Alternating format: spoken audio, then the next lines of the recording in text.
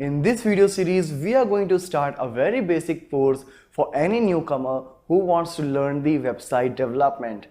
So here in this video series, we are going to start HTML, using which you can definitely learn how to create a simple web page.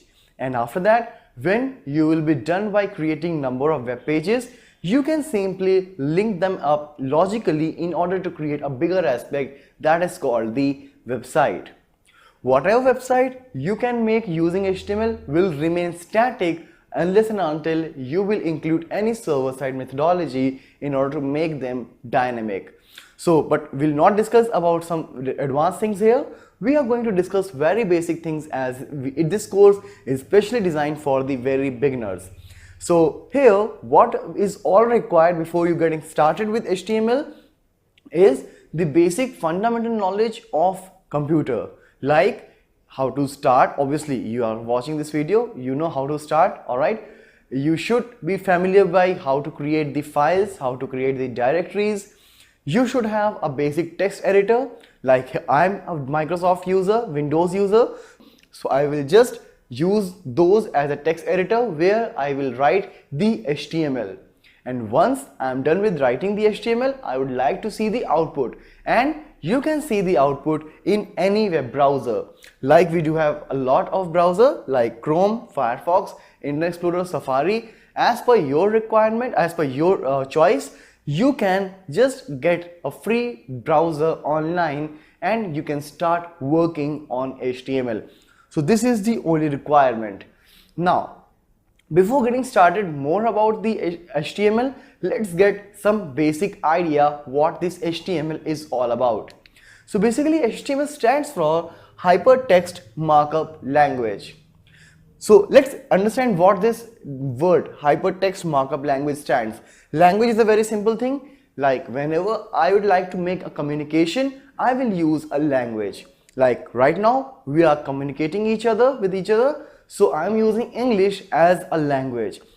But here, by the time I will start creating a web page, I will use a separate language called HTML, which will be understood by a web browser. How a browser understands that? Because every browser has a parser which reads the HTML, and accordingly it will show the output.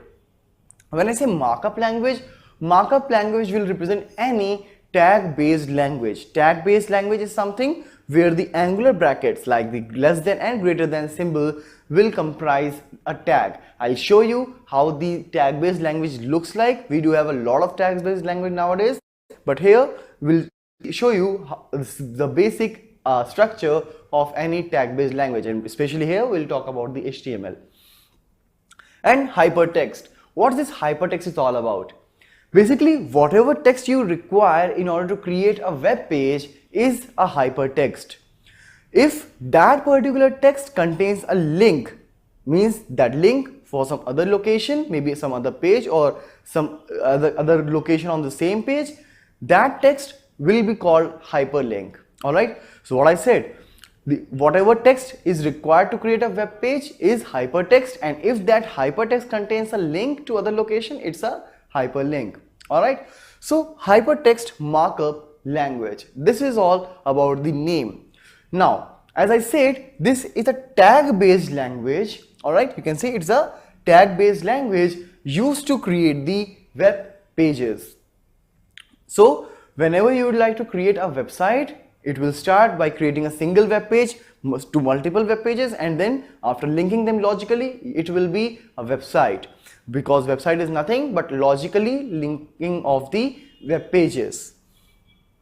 It is created by Berners-Lee in the end of 1991, and this language from that time onward is being used in order to create a basic structure of the web pages. Like whenever you create a web page, what you put there? Maybe a line, some table, some images, headings, list, whatever.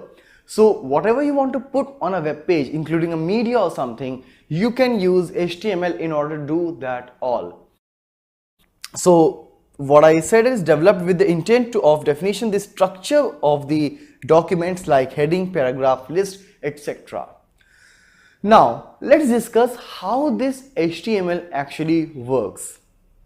So basically HTML is sent from server to client's browser. What is that? Whenever like you are working on tutorialspoint.com or Facebook, Gmail, sometimes when you check the your mails, so what you do is you go to the address bar of any web browser, you type a URL, you press enter, and after some time you will get the page. Alright, so basically what it does, it actually is sending the HTTP request.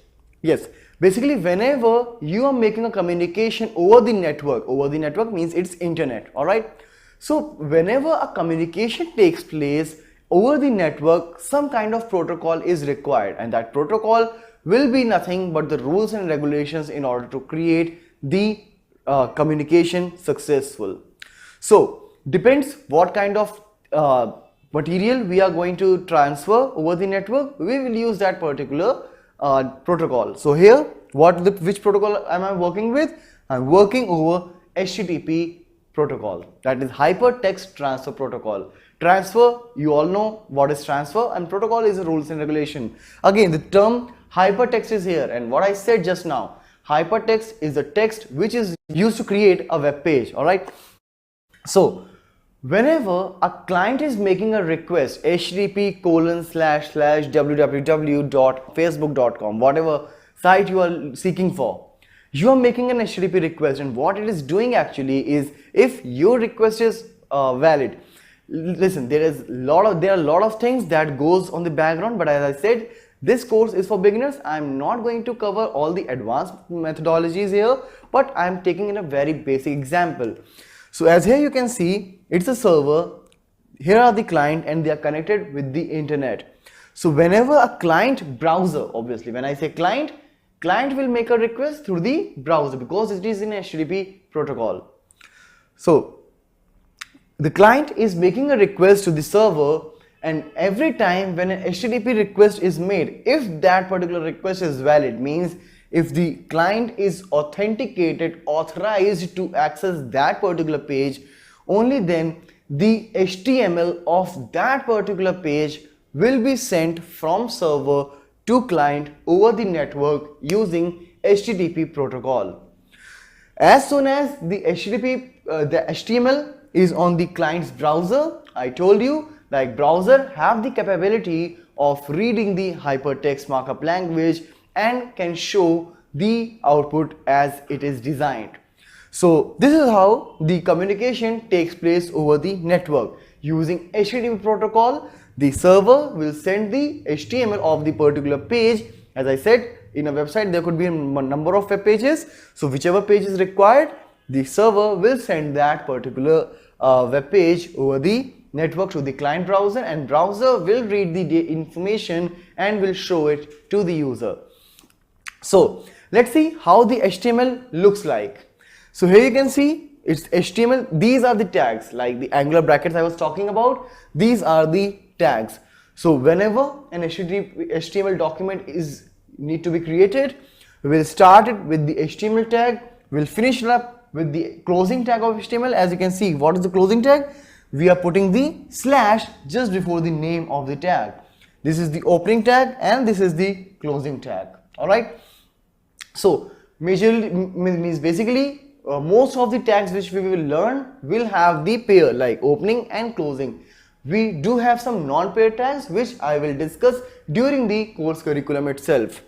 So any HTML document can be classified into two basic parts, that is the head and the body. Like a human body, first we have the head and then we have the body. So head is for the identification, why this page is being created. So that will be containing the title tag. Alright, that will be stored inside the title tag. So this is document title. Now you can also put some of the resource like things like any JavaScript code or style sheets which you want to use later in the document, but we will not cover those things here. So let's keep it till title for now. And now comes the body. Body is something which is the main area of the web page, means whatever you see in the browser is the body part. So here I'm just putting a heading which is H1. Alright, H1 is the biggest heading. We will see some more headings in our coming video. So H1, this is heading. So when we will save this particular document with an extension HTML, we can open that over the browser and then we can see the output of this particular web page. But this is all we will do in our next video. In this video, we were just trying to cover the basics, which we have done for now. In our next video, we'll see how to start with the basic implementation of HTML.